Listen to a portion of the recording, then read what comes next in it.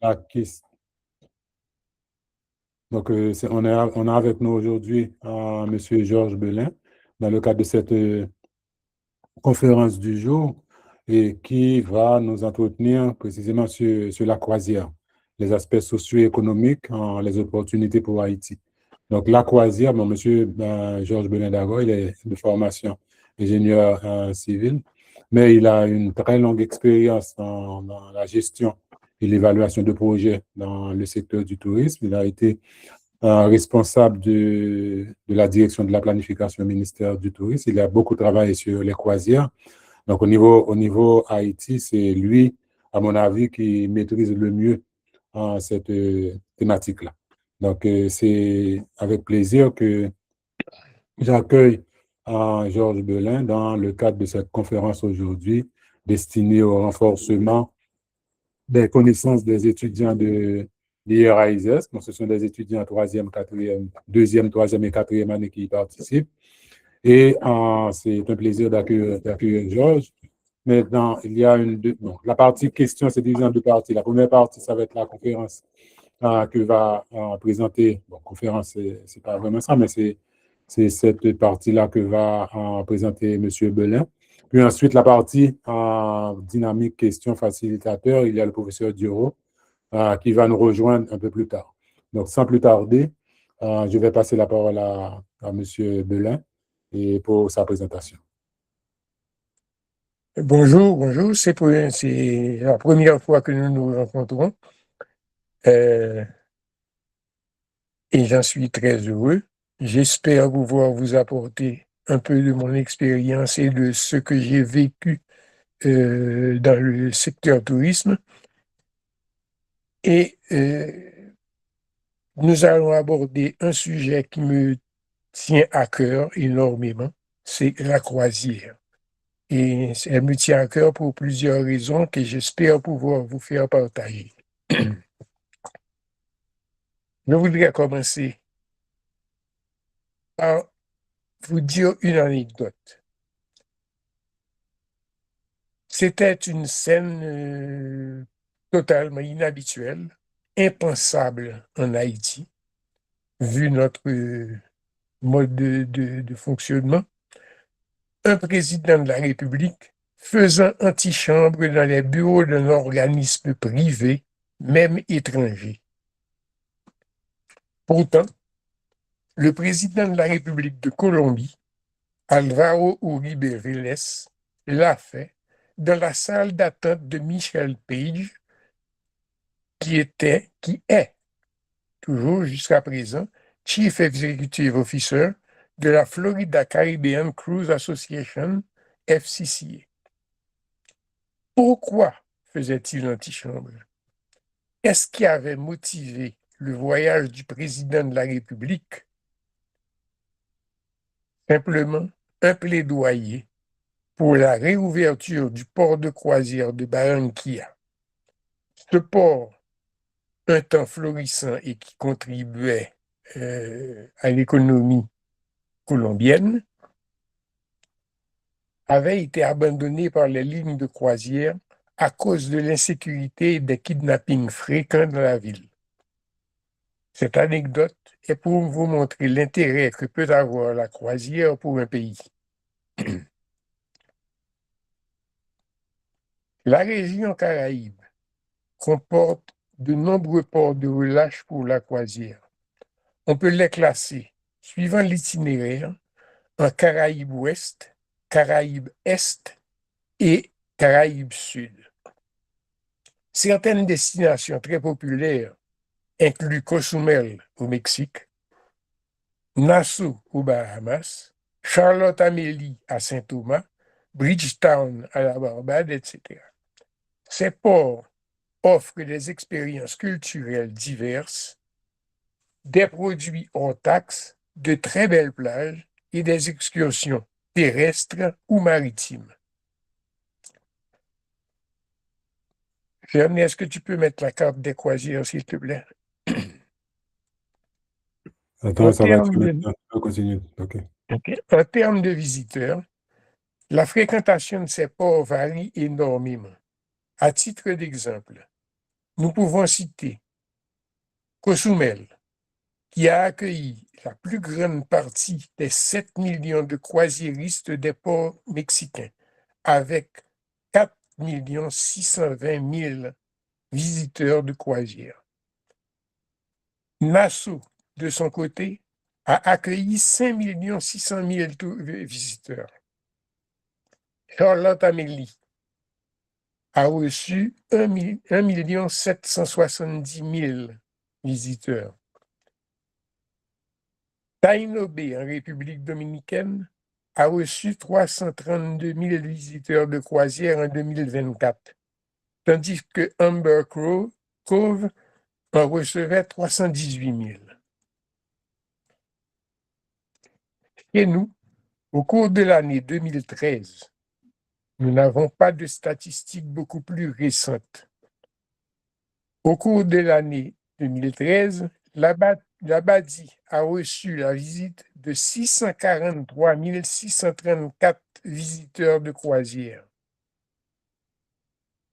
Pour l'année 2014, les données sont incomplètes et elles ne concernent que les 6 premiers mois de l'année, avec une augmentation de 6,3% par rapport à la même période en 2013. Les arrivées pour 2014, pour les 6 premiers mois de 2014, s'élevaient à 368 942 visiteurs. Des données non officielles citent 721 000 passagers en 2015. Ces données nous proviennent de Solano, qui est la société de gestion du site Labadie. Du fait de turbulences politiques à partir de 2015-2016, la fréquentation de Labadie a commencé à décliner. Les turbulences durant la présidence de Jovenel Moïse n'ont rien arrangé et nous sommes maintenant à une fermeture temporaire dont bénéficie la République dominicaine avec le petit port de croisière de Monte Cristi, inauguré récemment. En tout, la Caraïbe compte 34 ports publics et 5 ports privés, parmi lesquels se trouve l'Abadie, le seul port de croisière en Haïti, près du Cap-Haïtien. L'industrie de la croisière suscite donc un intérêt certain dans la région. Cet intérêt est de plusieurs ordres: social, économique, promotionnel. Dans le cas d'Haïti, d'après moi, il faudrait en compter un de plus: gagner du temps pour ne pas disparaître de la carte touristique mondiale. Essayons de les prendre dans l'ordre où je les ai cités. Cet ordre n'est pas un ordre d'importance de l'un par rapport à l'autre.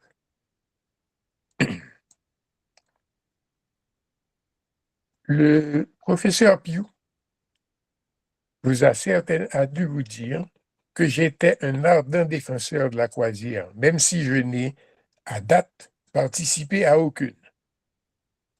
Malgré ses préférences marquées, je veux faire une présentation équilibrée qui apporte aussi bien les aspects adverses que ceux favorables à la croisière.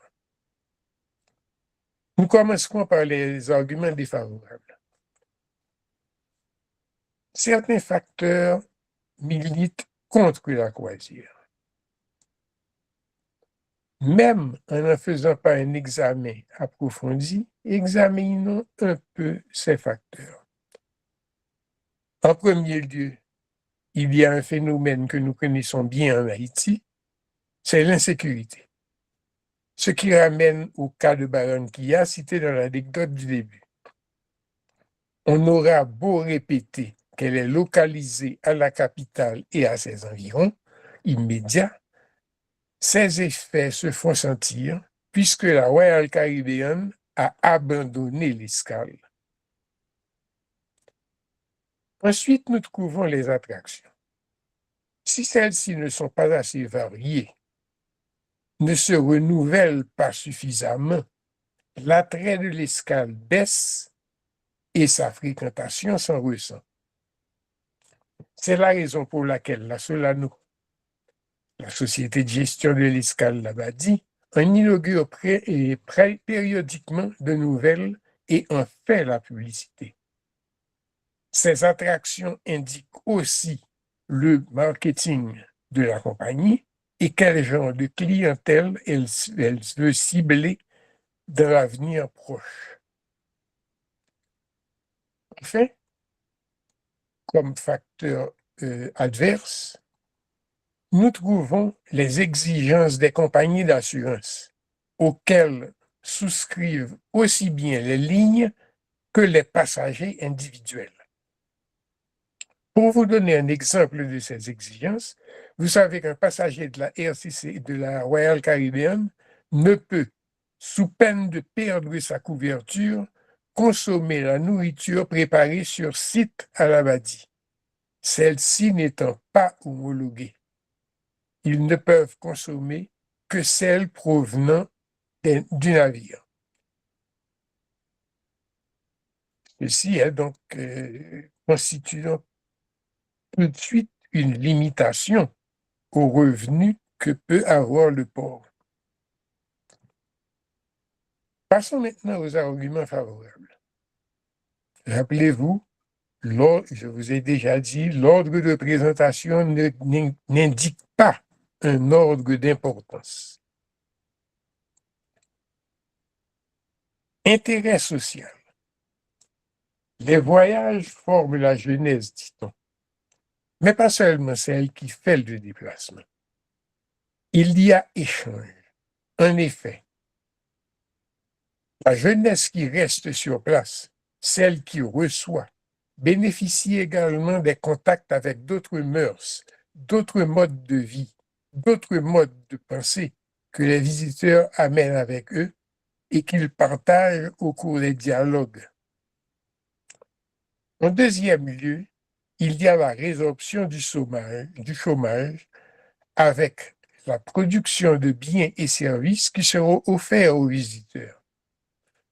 Si nous prenons le cas de Labadie, les estimations sont qu'environ 500 artisans exposent sur le site et y écoulent leur production. Également, les marins des zones voisines du site conduisent les visiteurs dans des promenades vers les lieux d'intérêt culturel, patrimoniaux. Nous verrons tout à l'heure l'apport économique de cette activité. Même si en Haïti, l'absence d'études et de statistiques ne permet pas de décomposer la dépense des croisiéristes dans ces différents agrégats. Aspect économique. Il est malheureux que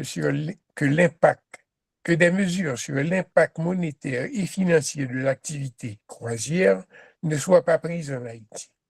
Nous devons donc nous contenter de données fournies par les autres ports de relâche de la région. On estime qu'un croisiériste dépense environ 100 $ US pendant les 6 heures qu'il passe dans les installations. Ces dépenses concernent la nourriture, les achats de souvenirs, les services divers, les excursions. Si nous acceptons ce chiffre, et avec un taux de débarquement de 80%, les navires qui font escale à Labadie devraient injecter environ 400 000 $ par escale. Le mode de calcul est simple. Vous avez des passagers, vous avez des bateaux qui arrivent à Labadie avec 5 000 croisiéristes.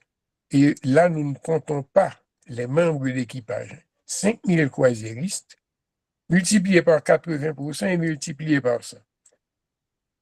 À l'époque où j'ai quitté le pays, il y avait 5 escales par semaine. Ça voudrait dire que directement dans la population, une injection de devises fortes de l'ordre de 8 millions par mois pour le seul port que nous ayons. L'État, selon le dernier accord négocié, percevait 10,25 $ par passager débarqué.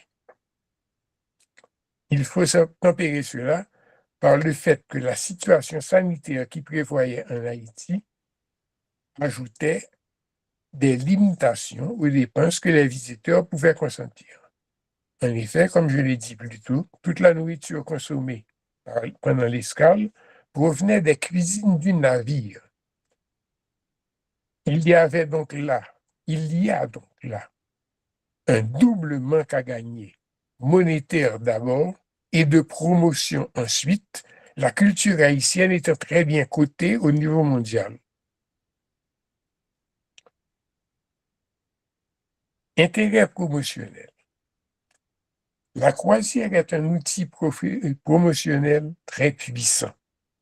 En effet, pendant le court séjour sur le site, le croisiériste se fait une idée de ce que le pays a à offrir en termes de patrimoine matériel et immatériel, de qualité de vie.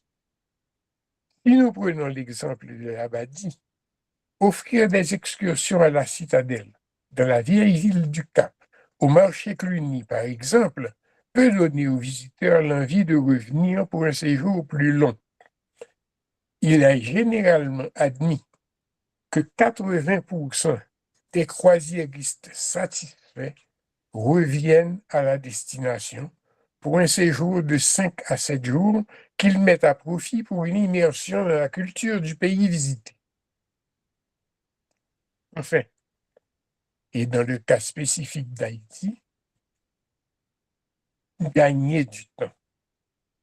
Comme vous le savez, j'ai été pendant plus de 8 ans directeur des investissements au ministère du Tourisme de 2001 à 2009, même si, à partir de 2006, je n'ai plus porté ce titre. Je n'ai finalement été remplacé qu'en 2009. À titre de directeur des investissements, je recevais les dossiers d'investissement du secteur privé désireux d'investir dans les infrastructures et les services touristiques. Également, je représentais le ministère à la Commission interministérielle des investissements. Cela m'a permis de mesurer le temps nécessaire pour concevoir, financer et mettre en œuvre une infrastructure d'accueil. Vous savez que la construction d'un hôtel de 100 chambres dure chez nous environ 2 ans et demi et coûte près de 5 millions de dollars. Ceci, c'était avant tremblement de terre.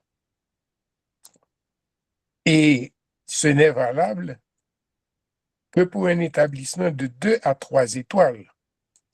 Plus vous voulez monter au classement, plus ce sera coûteux en temps et en argent.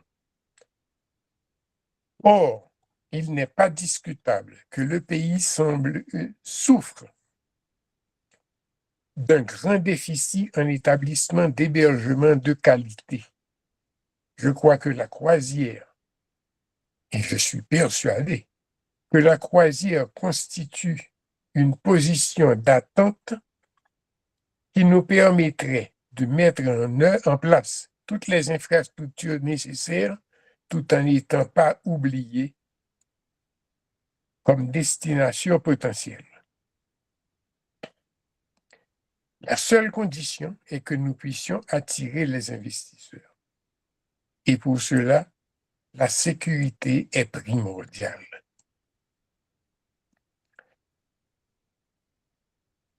Haïti se situe à la croisée des chemins des routes de croisière, comme vous pouvez le voir sur la carte qui est exposée. Donc, nous sommes à la croisée des chemins, des routes de croisière dans la Caraïbe. Outre le port florissant de l'Abadie sur la côte nord du pays, plusieurs sites ont été identifiés qui peuvent accueillir des escales de roulage. Parmi eux, 5 offrent un fort potentiel du fait de leur beauté naturelle et de leurs caractéristiques physiques. 3 sont situés sur la côte nord et 2 sur la côte sud. L'île de Laguna pourrait offrir des possibilités. Je n'en parlerai pas parce que nous ne disposons pas de données suffisantes. Le premier site que je voudrais vous présenter est Jacmel, la ville de l'artisanat. Jacmel possède dans ses environs de très belles plages encore sauvages, des sites panoramiques de grande beauté, un héritage historique et culturel fécond. La ville a été le berceau d'artistes connus internationalement.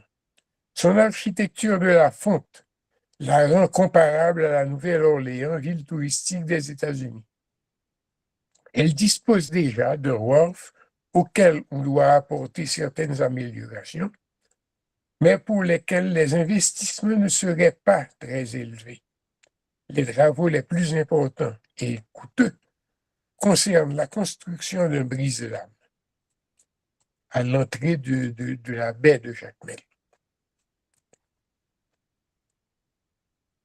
Deuxième site identifié se trouve en face de la ville d'Aquin.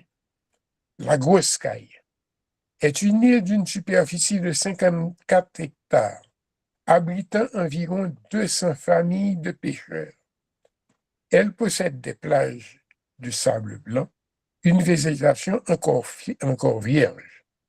Ses côtes sont assez découpées et sa topographie offre à sa côte nord une protection naturelle contre les cyclones qui frappent régulièrement la région. Une multitude d'îlots avoisinants permettent l'organisation d'excursions en mer. Également, les eaux très sûres sont idéales pour la plongée, les sports nautiques, etc. L'arrière-pays de la ville d'Aquin, sa proximité avec le vieux bourg d'Aquin et Cavaillon peut en faire une escale attrayante. Maintenant, nous passons sur la côte nord. Un peu à l'ouest de la ville du Borgne, Chouchoubé est l'une des plus belles plages de la côte atlantique du pays.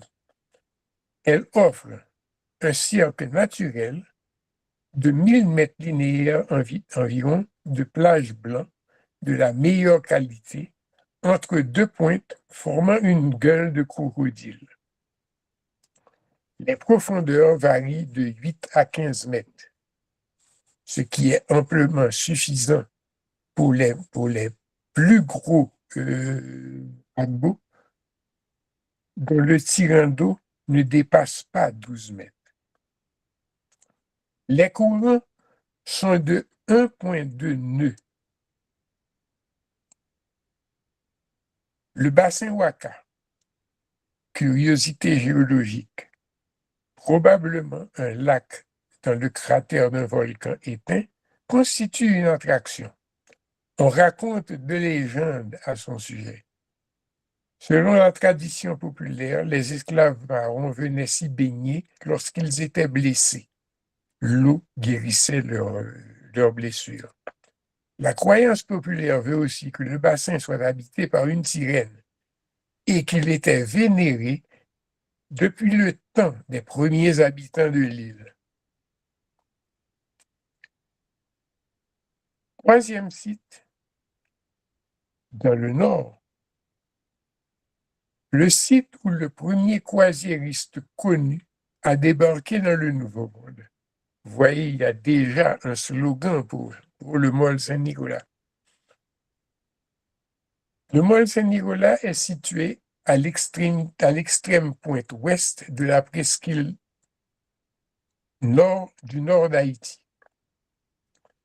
Cette baie, surnommée aussi le Gibraltar des Caraïbes, contrôle le canal du vent entre Cuba et Haïti. Environ 80% du trafic maritime de la Caraïbe passe devant le mont Saint-Nicolas. Ses coordonnées sont 19 degrés 48 minutes nord et 73 degrés 23 minutes ouest. Ces dimensions permettent à n'importe quelle taille de bateau d'y manœuvrer. On trouve dans la ville et ses environs des vestiges de la période coloniale et des fortifications établies aussi bien par les Français que par les Anglais. Son arrière-pays offre également des paysages magnifiques. Et enfin, le cinquième site, le dernier site sur la côte nord, la Tortue. L'île doit son nom à une montagne dont la forme ressemble de loin à une tortue au repos. Elle fait partie d'un bloc tectonique distinct du reste de l'île d'Haïti. Très accidentée, avec une crête centrale, des terrasses au nord, un sol sableux-limoneux sur les côtes et argileux acide sur les hauteurs qui atteignent 450 mètres. Elle a une superficie de 190 km² et la population est concentrée dans la partie est de l'île, rendant les aménagements de la zone touristique plus faciles, puisque cette zone touristique serait située sur la pointe ouest. La côte sud de l'île de la Tortue présente des plages et des récifs exceptionnels. Avec sa géologie, ses sites naturels d'une beauté saisissante, ses plages, l'une d'elles, la pointe ouest, a été désignée par la revue de tourisme Condé Nast une des 10 plus belles plages des Caraïbes. Ses récifs, ses montagnes, ses vestiges historiques et culturels, son histoire authentique de boucaniers et de flibustiers, dont certaines activités subsistent encore de nos jours par la pratique, par exemple, de la contrebande en haute mer, l'île a un potentiel touristique évident et extraordinaire.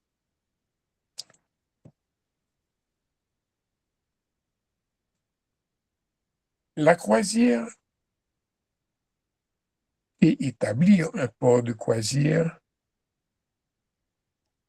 nécessite des infrastructures, nécessite la construction d'infrastructures portuaires importantes. Les deux seules compagnies disposées à construire des infrastructures portuaires de ce genre sont la Royal Caribbean Cruise Line et Carnival Cruise Line. Pour l'État haïtien, s'occuper de tous ces sites nécessitera un investissement massif.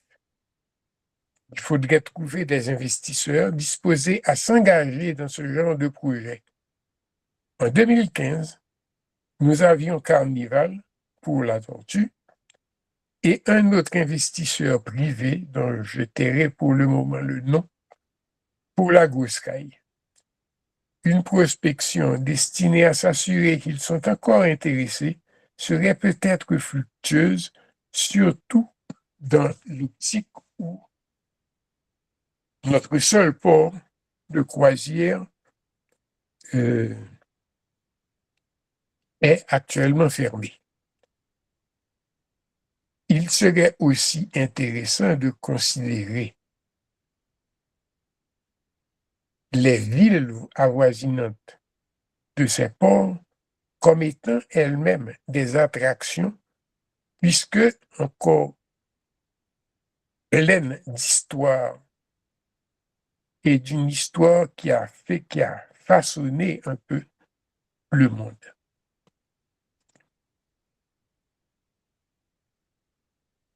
Maintenant, j'espère vous avoir convaincu de l'importance de la croisière et je suis prêt à répondre à vos questions s'il y en a et j'espère qu'il y en aura.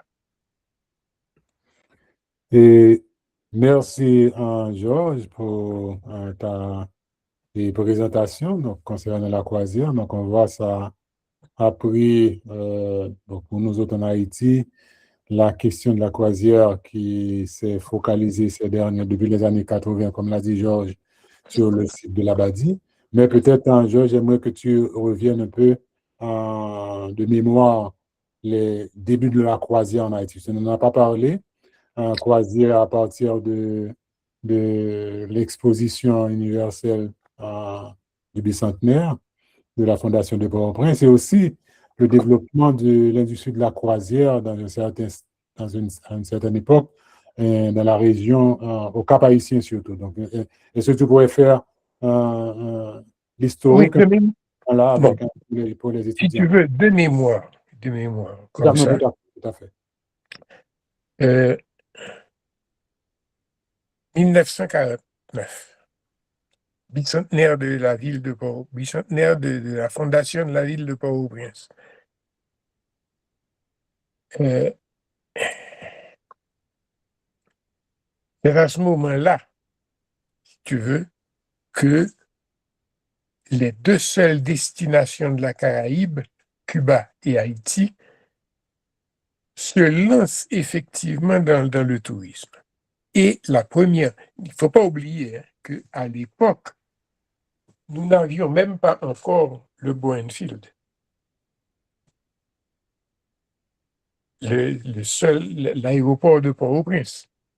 C'est ça, Georges, dis-le un peu ce qu'est le Boenfield, là, s'il te plaît. Le Boeing-Field, c'est l'aéroport de Port-au-Prince, qui a été, pendant un certain temps après la construction de l'aéroport Toussaint-Louverture, qui a été l'aéroport, la base de l'aviation haïtienne, aviation militaire. C'était l'aéroport, le seul aéroport international du pays, mais il servait également d'aéroport pour les vols locaux, les vols intérieurs vers Jérémie, le Cap et les Cayes et longtemps après Jacmel et Port-de-Paix. C'était les 5, disons, aéroports régionaux du pays. Donc, à ce moment, à Port-au-Prince, on recevait les visiteurs extérieurs devant ce qu'est devenu le Casino international, parce que seuls des hydravions faisaient la liaison entre l'extérieur et nous autres. Port-au-Prince a été, pendant en fait, jusque vers les années 60, Port-au-Prince a été le port de croisière le plus fréquenté de la Caraïbe. Il y avait derrière Port-au-Prince,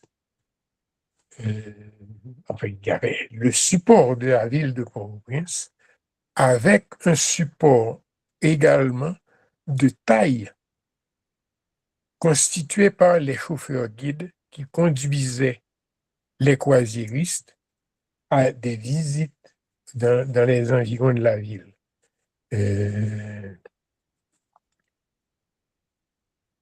Les magasins hors taxe, les freeports de Port-au-Prince étaient aussi célèbres dans le monde entier et particulièrement en Amérique du Nord parce que, justement, à ces magasins hors taxe, les les visiteurs pouvaient acquérir des produits de luxe à des prix meilleurs, quelquefois même que dans le pays d'origine de ces produits.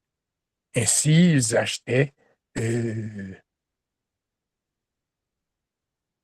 l'argenterie, des bijoux, des parfums, du vin et des spiritueux provenant d'Europe à meilleur prix que ce qu'ils pouvaient trouver certainement aux États-Unis, au Canada ou au Mexique, et même quelquefois moins cher qu'en France ou en Europe. Donc, l'attrait de Port-au-Prince était extrême pour les croisiéristes. Malheureusement, nous avons eu également une période où les 22 de chaque mois étaient célébrés en Haïti. Et cela a amené au déclin de la croisière en Haïti, à Port-au-Prince en tout cas.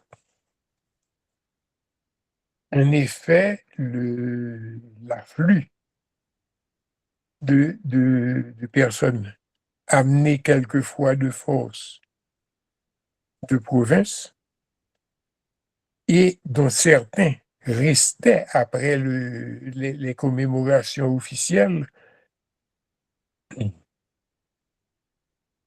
ces gens n'avaient pas de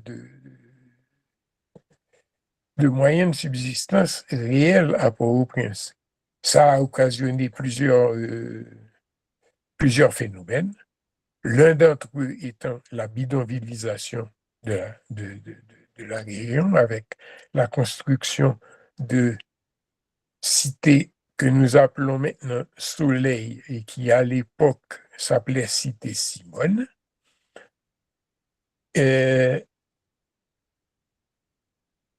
La mise en place sur des alluvions qui se déposaient dans la baie d'autres bidonvilles comme Cité Carton, Cité l'Éternel, etc. Et beaucoup des habitants de ces zones qui n'avaient pas effectivement de moyens de subsistance harcelaient les visiteurs, les croisiéristes. Ils les poursuivaient dans leur visite pour quémander des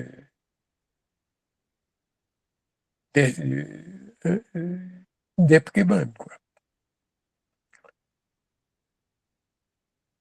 Beaucoup de croisiéristes se sont plaints et l'activité a baissé à Port-au-Prince. Pendant une bonne partie de cette période, le Cap-Haïtien recevait aussi, mais au wharf du Cap, recevait aussi des bateaux de croisière, et particulièrement, si je ne me trompe, de la Holland America Line.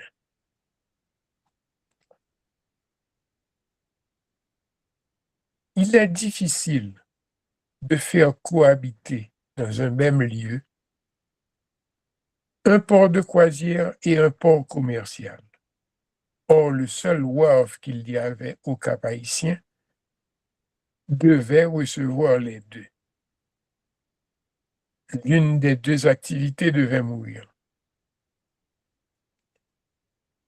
Le wharf commercial a perduré jusqu'à la fermeture des ports sous le gouvernement de François Duvalier. Et voilà comment le Cap a perdu sa clientèle touristique provenant des croisières. Heureusement, si vous voulez, enfin, disons, heureusement, Certains se sont souvenus du potentiel du Cap et c'est ainsi que l'Abadi a pris naissance. Mais là encore, il a fallu une intervention personnelle directe du président de la République de l'époque, donc Jean-Claude Duvalier, pour permettre en 76, l'ouverture la construction et l'ouverture du port.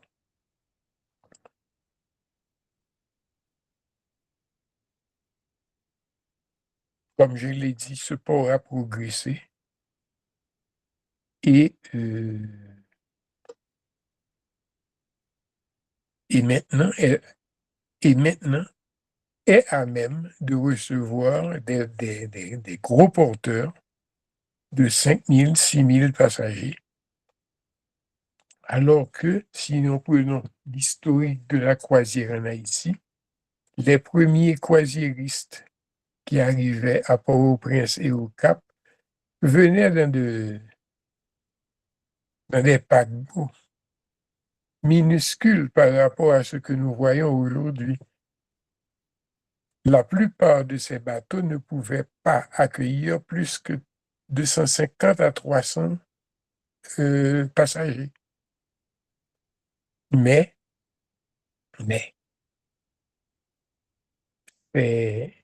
ces passagers qui nous arrivaient à Port-au-Prince 3 fois par semaine et au Cap 5 fois par semaine faisaient vivre une bonne partie de la population avec les transactions commerciales que les croisiéristes faisaient. À l'époque aussi, les compagnies d'assurance étaient beaucoup moins exigeantes et la restauration des croisiéristes, particulièrement au Cap, se faisait dans les restaurants locaux.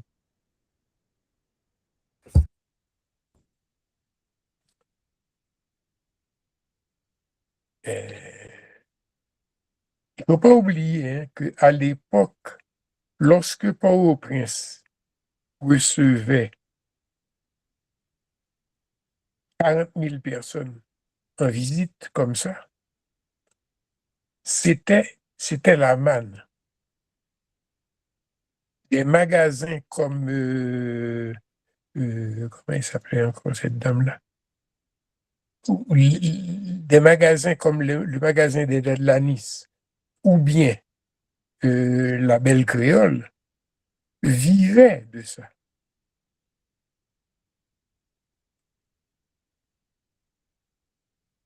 Maintenant, qui parle de Nice? Qui parle de Nice? C'était un magasin situé sur la place de la mairie de Port-au-Prince, juste en face de la mairie, au coin de la rue des Miracles. Non, pas de la rue des Miracles. La rue Bonnefoy, excusez-moi. C'était en bas de la rue Bonnefoy.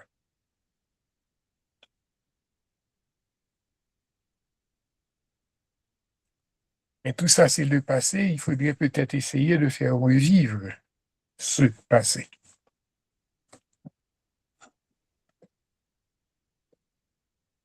Bien.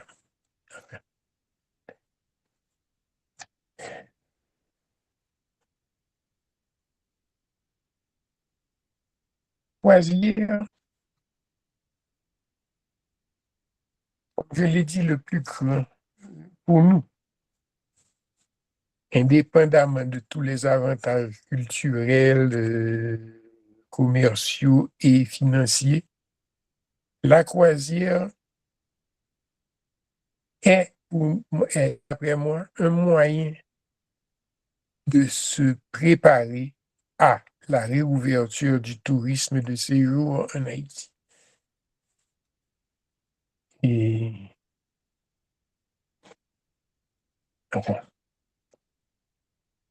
Pour ça, il nous faut ramener notre pays à une certaine forme d'ouverture en garantissant la sécurité, non seulement des visiteurs, mais de nous-mêmes. Et cette sécurité et la possibilité de l'ouverture nous donnerait les moyens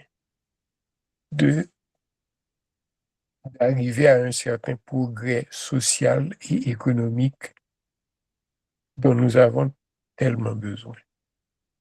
Et ce sera peut-être simple, ce que je vais dire est un petit peu peut-être en dehors de la croisière en elle-même, mais il ne faut pas oublier que dans la région où nous habitons, le tourisme constitue une bonne partie du produit intérieur brut de ce pays, des différents pays.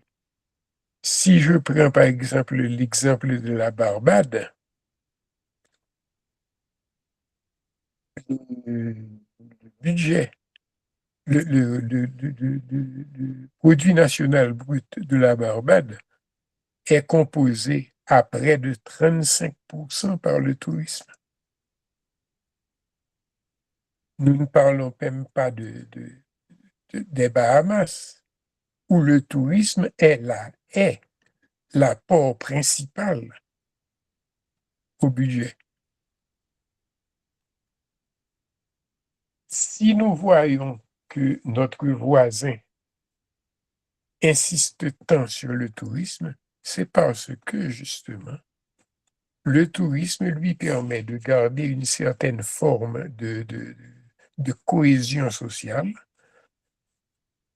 et contribue énormément à la vie économique du pays. Donc, essayons de nous préparer à ce que les touristes puissent revenir en Haïti et qu'ils puissent contribuer par leur rapport financier à notre développement.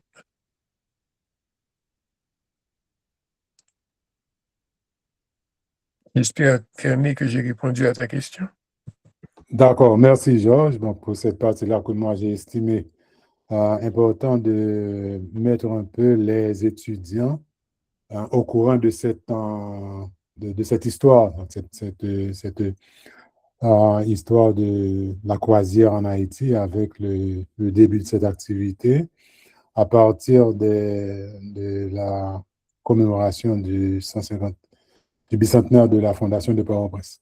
Donc maintenant, il est 11h08. Donc, on dit bonjour au professeur Dioro qui nous a rejoint. Et lui, le facilitateur de cette rencontre avec Georges, avec cet échange entre Georges et les étudiants deuxième, troisième, quatrième année du département patrimoine et tourisme à l'IRA-ISERS. Donc, on te dit merci, Georges. Donc, maintenant, c'est la période de questions. Donc, je vais passer, je ne sais pas si Dio a quelques mots à dire avant de prendre en main cette deuxième partie-là suite à la présentation de Georges. S'il a quelques mots à dire et à l'assistance avant de pouvoir commencer à recevoir les questions. À toi, Dio.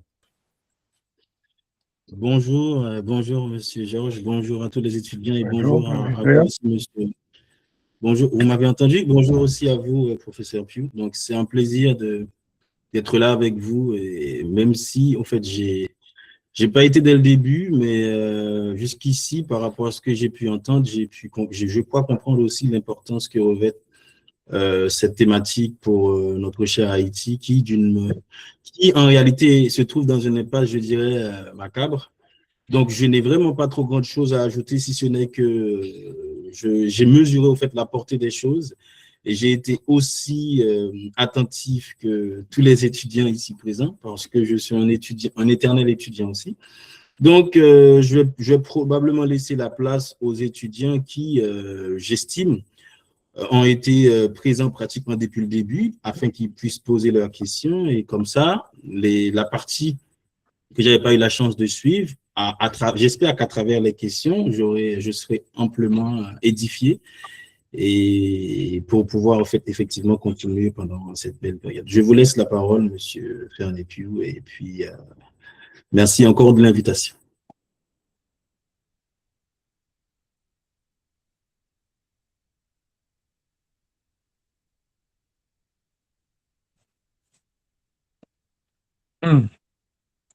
Je ne sais pas si c'était de mon côté. J'ai vu que j'ai l'impression que vous étiez en train de parler, mais je n'ai rien entendu. Non, d'accord, excusez-moi, mon micro apparemment était fermé. Donc, je dis, donc, le temps qui nous reste, là, les 40 minutes à peu près, et 40-50 minutes, non, pas tout ça, peut-être une quarantaine de minutes. Donc, c'est réservé aux étudiants pour leurs questions. Donc, on attend qu'ils clarifient ou bien qu'ils demandent à Georges, notre expert en croisière, parce que c'est, comme j'ai dit au début, donc Georges et on pourrait dire, moi personnellement, c'est la référence quand il s'agit de croisière en Haïti. Ça fait très longtemps il a travaillé là-dessus. Non, Georges, pour moi, c'est toi, tu es la référence. Excuse-moi. Il y a un autre spécialiste de la croisière que tu sembles ignorer. Il s'appelle Ernst Beland. Ah non, tout à fait. Donc, Ernst, lui, donc c'est vrai, c'est les deux, mais comme toi, tu as pas théorisé, mais tu as les actions que tu as menées, tant au niveau pour le ministère, les dossiers de la croisière ont toujours été, c'est toi qui étais toujours porteur de ces dossiers-là. Donc, pour moi, je te considère comme la référence sur cette question-là. Bon. Maintenant, il revient aux étudiants de poser leurs questions et donc, je laisse le micro aux étudiants et ensuite pour Georges Duro qui va faire un peu le pont entre les questions, comme il connaît un peu les étudiants aussi, et M. Belin.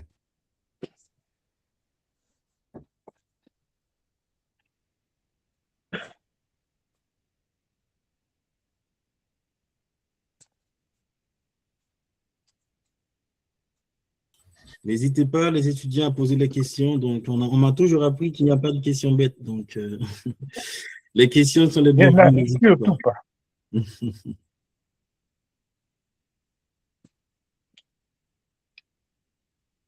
Tu les vois, hein, Duro, il y a des mecs qui sont levés. Oui, alors, je vois Lixicapol. Lixicapol, bonjour. Et je vois que tu as levé la main, donc vous avez la parole. Bonjour tout le monde. Je vous remercie pour l'exposé, Monsieur Georges. Et en fait, ma question, c'est pourquoi Haïti comme une destination touristique enclavée, surtout dans le domaine de la croisière, alors pourquoi les autres îles ne sont pas concernées ou ne sont plus concernées? Parce qu'on ne parle que de l'Abadi. Il y a des îles qui sont en voie de disparition. Il y a des îles en Haïti qu'on n'exploite pas vraiment. Et pourquoi on ne les exploite pas dans ce domaine, dans ce secteur? Merci.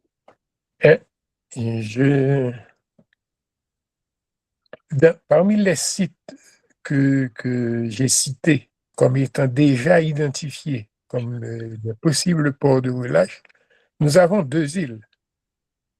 Il y a l'île de la Grosse Caille, en face d'Aquin, donc ça c'est sur la route sud, et il y a naturellement la Tortue.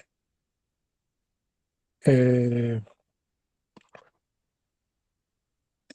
deux sites offrent des possibilités énormes. Naturellement, dans le temps qui nous est imparti là maintenant, c'est très difficile de faire un listing de toutes les possibilités qui existent. Mais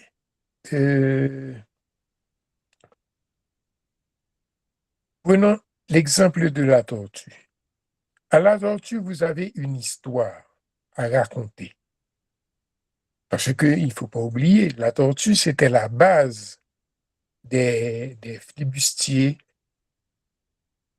des boucaniers. C'était la première implantation française dans la zone. je ne dirais pas du Nouveau Monde, puisque la Martinique nous avait précédé un peu, mais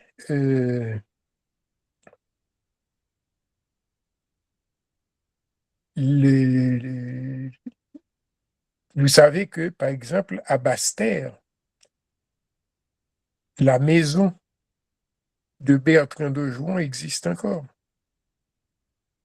J'ai dit la maison parce que, bon, j'aurais dû dire le logement de Bertrand de Jouan existe toujours, parce que c'était d'abord une grotte qui a été aménagée pour lui en tant que gouverneur de l'île. Du côté sud, maintenant, si vous prenez la Goscaille est une île, je pourrais dire, même avec les 200 familles de pêcheurs qui existent là, c'est une île quasiment déserte. 200 familles, prenons que ce soit la famille type haïtienne, c'est-à-dire 5 personnes. 200 familles, ça vous fait 1000 habitants. 1000 habitants sur 54 hectares. Vous voyez un peu la densité de la chose. Or, ils sont tous regroupés en un point de l'île. Tout le reste est totalement désert. Il y a moyen, donc là, d'établir non seulement le port, mais également des établissements d'hébergement. Je me rappelle, puisque Fernet a mis mon secret public, je me suis occupé de la Goscaille à l'époque où nous avions un investisseur qui s'intéressait à établir le port de croisière de la Goscaille. Vous savez que ce qui était prévu dans le projet, c'était d'abord de construire un village moderne pour les pêcheurs qui habitent déjà là. Donc, il y aurait un village avec naturellement les maisons, des maisons, pas des cahutes, des maisons avec le confort, etc., le confort moderne, etc. Qu'il y avait l'adduction d'eau, qu'il y avait l'école, les églises, etc.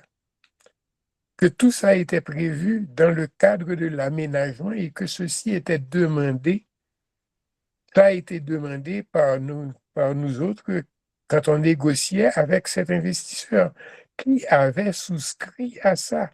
Parce que construire un port, excusez-moi, qui offre le luxe à des visiteurs sans offrir un équivalent à la population autochtone, c'est arrivé exactement dans la situation que j'ai décrite pour Port-au-Prince lorsque la croisière a commencé à baisser à Port-au-Prince à cause de l'afflux de pauvres. Donc, si vous n'offrez pas en même temps que l'infrastructure de la croisière, vous n'offrez pas en même temps une vie décente à la population autochtone, votre site de croisière est appelé à disparaître. Pour vous donner un autre instrument de mesure, j'ai cité 500 artisans à Abadi. Mais vous savez que parmi ces 500 artisans, il y en a environ 50 qui proviennent de Jacmel et qui ont été attirés par justement les possibilités économiques qu'offrait l'Abadi. Ils ont été là-bas. Mais si le port de Jacmel était ouvert, ils seraient restés chez eux parce que c'est chez eux. et que ce chez eux leur offrait les opportunités qu'ils ont été chercher à l'Abadie. Voyez donc, les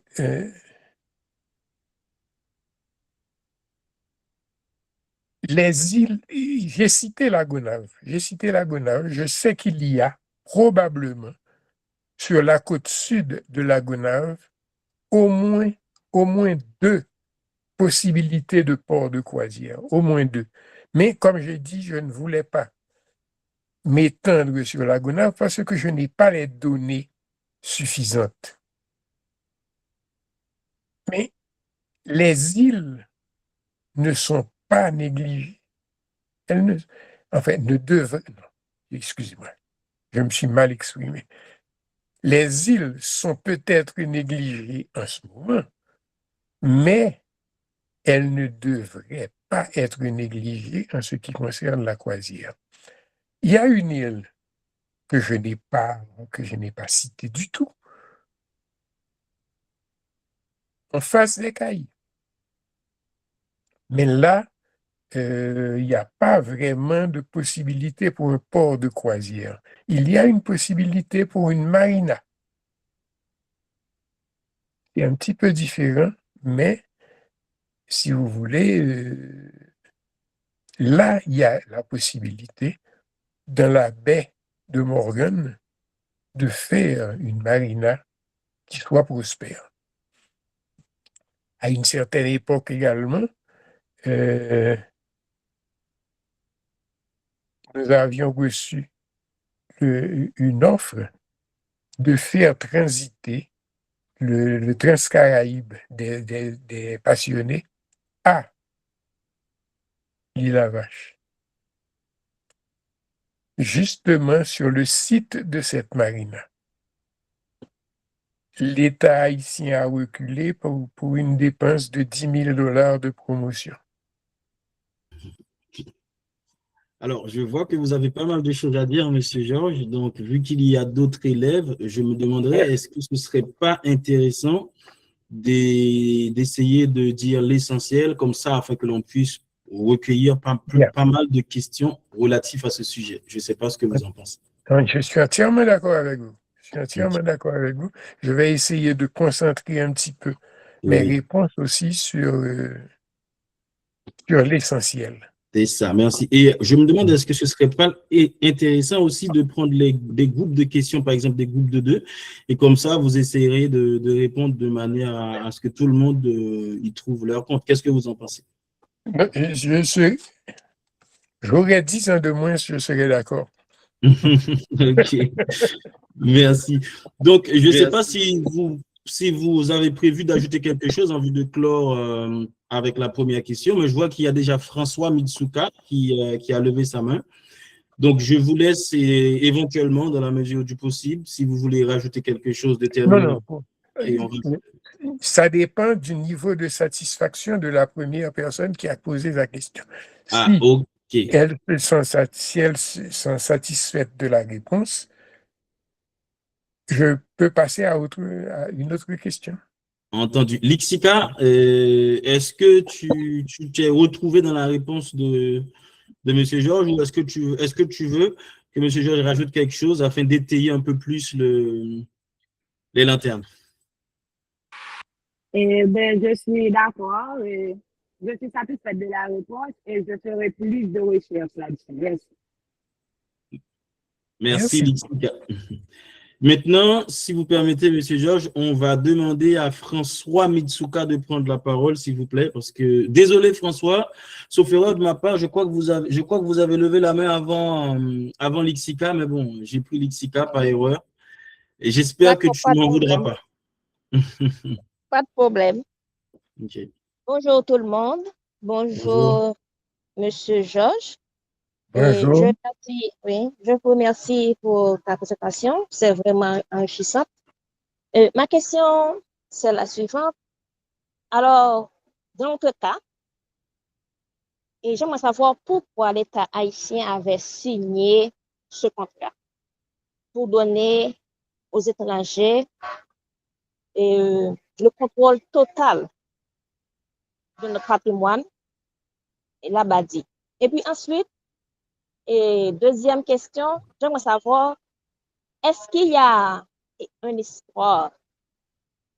Alors, qu'est-ce qui nous pousse à croire que l'État haïtien ne va pas renouveler ce contrat aux étrangers? Puisque d'après vos statistiques, on voit qu'il y a une retombée économique de 8 millions de dollars US par mois. Par mois. Oui, par mois. Qu'est-ce qui nous pousse à croire que l'État haïtien ne va pas encore renouveler ce contrat aux étrangers? Merci. Bon, OK. Première partie de ta question, pourquoi le contrat? C'était très simple. À l'époque, nous n'avions pas, ou nous ne pensions pas avoir les moyens de développer le port lui-même. Le port et les installations qu'il y a derrière. La Royal Caribbean s'est présentée à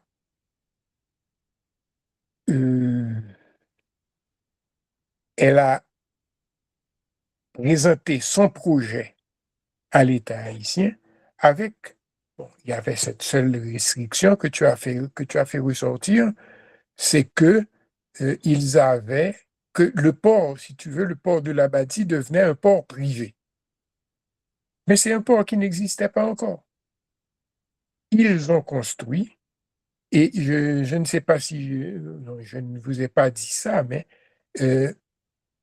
si vous voulez, jusqu'à 2014-2015, les investissements à l'Abadi continuaient. Donc, l'État a accepté de leur donner pour 50 ans le site et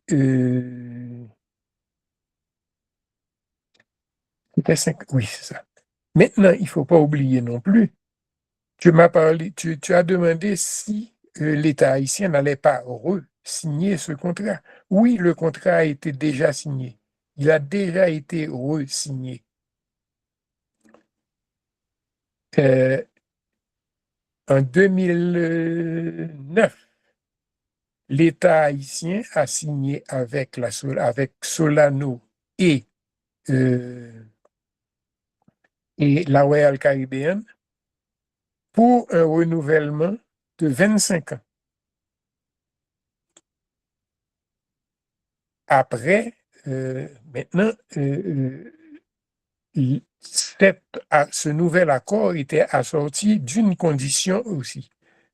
C'est que le port, maintenant, ne serait pas uniquement pour la Royal Caribbean, mais qu'il devait accueillir d'autres lignes de croisière.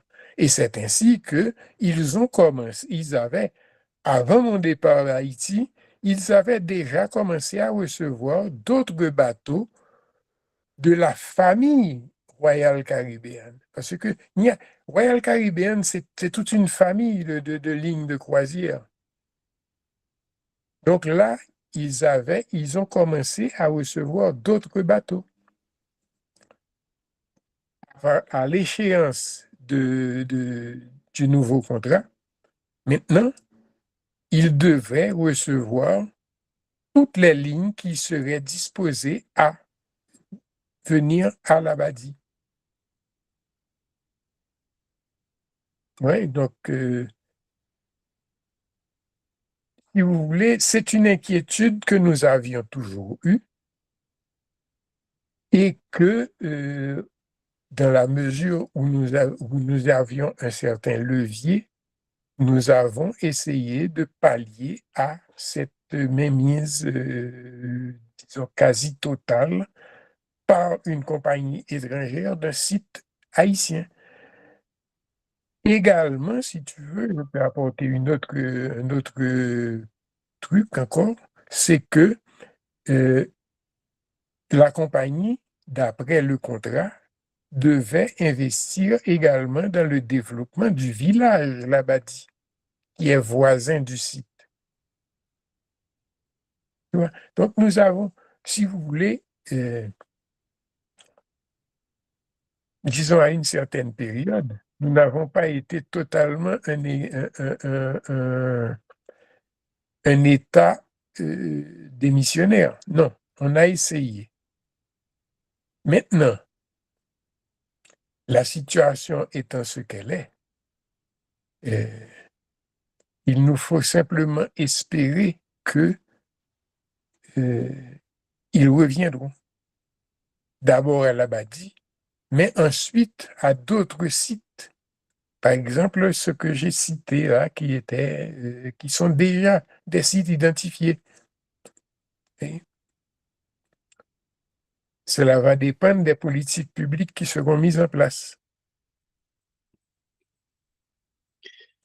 J'espère que l'étudiante en question est satisfaite. Si ce n'est pas le cas, je lui laisse la chance de s'exprimer. Sinon, on a 2 autres étudiants qui aimeraient en quelque sorte participer. Donc, je te laisse la parole pour dire est-ce que tu as été partiellement ou entièrement satisfait de la réponse qui a été donnée par M. Georges Belin. Si c'est bien le cas, on poursuit. Si ce n'est pas le cas, je te laisse exprimer. Oui. Oui, Monsieur Georges, d'après votre réponse, je peux comprendre que ce contrat va être perpétré à jamais, puisque d'après nos constats, l'État haïtien ne fait rien alors, comme vous avez dit, puisque il avait prévu qu'il ne pourrait pas gérer le port. Donc, puisqu'ils n'ont rien fait jusqu'à présent, donc ils seront toujours pas en mesure de faire et développer ce port. Alors, le contrat va être perpétré à jamais. Donc, pourquoi tu dis ça?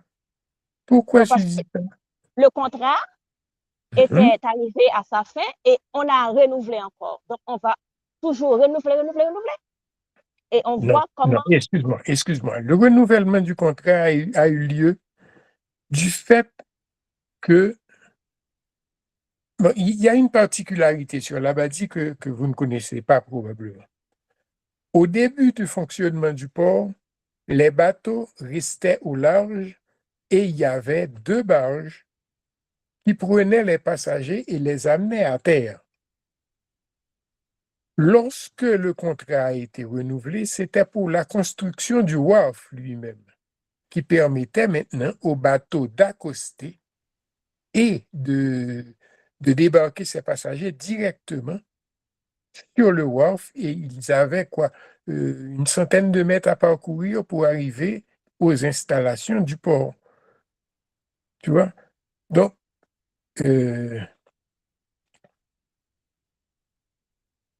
cela a voulu dire aussi que beaucoup d'autres installations de l'État haïtien devaient être mises en place. Maintenant, quand tu assumes que nous ne pourrons jamais gérer ce port, tu m'attristes énormément. Parce que ça voudrait dire que ce que j'ai fait là aujourd'hui est en vain.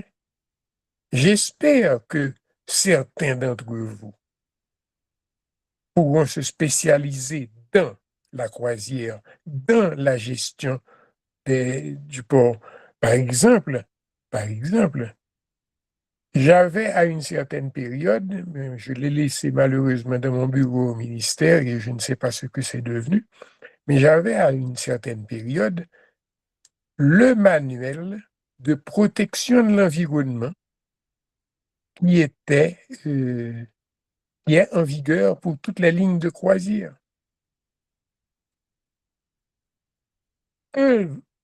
C'est un manuel qui peut être retrouvé facilement puisqu'il est en ligne. Et vous avez des manuels de normes comme ça pour tous les aspects de la vie d'un port de croisière. Maintenant, montrer l'intérêt, parce que ce ne sera jamais l'État en soi. Pour que l'État puisse mettre un service en place, il faut que la population elle-même montre l'intérêt à ça. Et vous n'aurez jamais toute une population qui montre l'intérêt. Il faudra que ce soit des individus comme vous qui montriez cet intérêt, qui vous spécialisiez justement dans ça pour que maintenant le port qui deviendra à la fin de du nouveau contrat non plus propriété de la Royal Caribbean, mais propriété de l'État haïtien, soit géré valablement. Le nouveau contrat prévoit ça. À son expiration, le port devient propriété de l'État. Si vous permettez, Monsieur Georges Belin, sans vouloir préalablement traduire les idées de l'étudiant en question, je pense qu'elle a voulu plutôt mettre en lumière son mécontentement par rapport au deuxième contrat, sans vouloir j'essaie de comprendre en fait par rapport au ton, par rapport aux tonalités que tu as eues lors de la question. Et je pense que tu n'as fait que mettre en lumière, au fait, ton désarroi, ton mécontentement par rapport à quelque chose qui, en quelque sorte, devrait être géré par un Haïtien, ou par les Haïtiens, pardon, et qui, pour l'instant, se trouve probablement entre les mains des étrangers.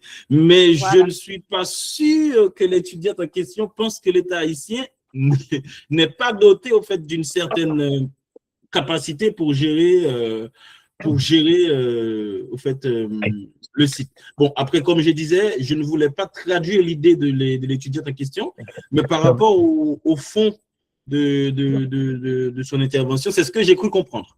Professeur Voilà, je suis attesté. OK. Je suis vraiment attesté. Si c'est exactement cette interprétation qu'il faut donner à ta question, je peux te dire une chose au départ. Le port de l'Abadie n'est pas géré directement par la Royal Caribbean. Il est géré par une société haïtienne, la Solano, c'est-à-dire Société L'Abadie Nord, qui est basée au Cap-Haïtien. C'est, si vous voulez par exemple visiter le site de l'Abadie, c'est Solano et pas Royal Caribbean. C'est Solano qui va vous donner l'autorisation de visite. Et je peux citer son nom, la Solano a comme Chief Executive Officer, Madame Maryse Pennette, ex-secrétaire d'État du tourisme en Haïti, sous le gouvernement de M. Préval. C'est-à-dire que, si tu veux,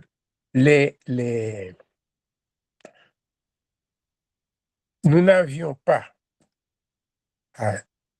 pendant une longue période, nous n'avions pas les qualifications qu'il faut pour gérer un port. Mais le transfert se fait progressivement de manière à ce que, à la fin du contrat, du nouveau contrat de 25 ans, nous ayons les moyens de le gérer nous-mêmes, directement. J'espère que ça te satisfait mieux maintenant. Voilà, je suis vraiment contente de cette réponse. Merci, Monsieur Georges. Et j'étais vraiment attristée lorsque j'avais entendu que 8 millions de dollars par mois et que tout cet argent ne nous revenait pas. Dans la population, hein, dans la population. C'est pas le revenu de l'État, hein, c'est dans la population. Oui, oui. D'accord, merci bien. Merci. Et sans plus tarder, Monsieur Georges Belin, on va enchaîner avec DEPA. Et on remercie effectivement DEPA pour sa patience parce qu'elle Elle s'est manifestée, ça fait un Oui. bon bout de temps, mais vu qu'il y a eu tellement de bonnes causeries autour de la question, on n'a pas pu lui laisser la possibilité de poser sa question. Départ, c'est à vous maintenant.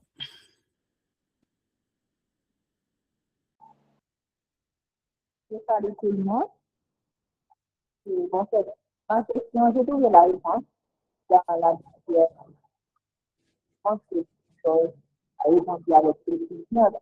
Il n'est pas besoin de penser parce que j'avais posé.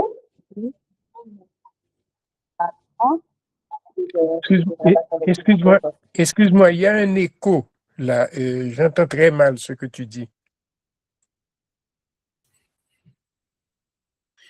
Allô? Oui. Je confirme Départ. Ta connexion, me semble-t-il, n'est pas stable. Donc, et en plus, il y a un écho. Donc, est-ce que tu peux, dans un premier temps, parler légèrement plus fort?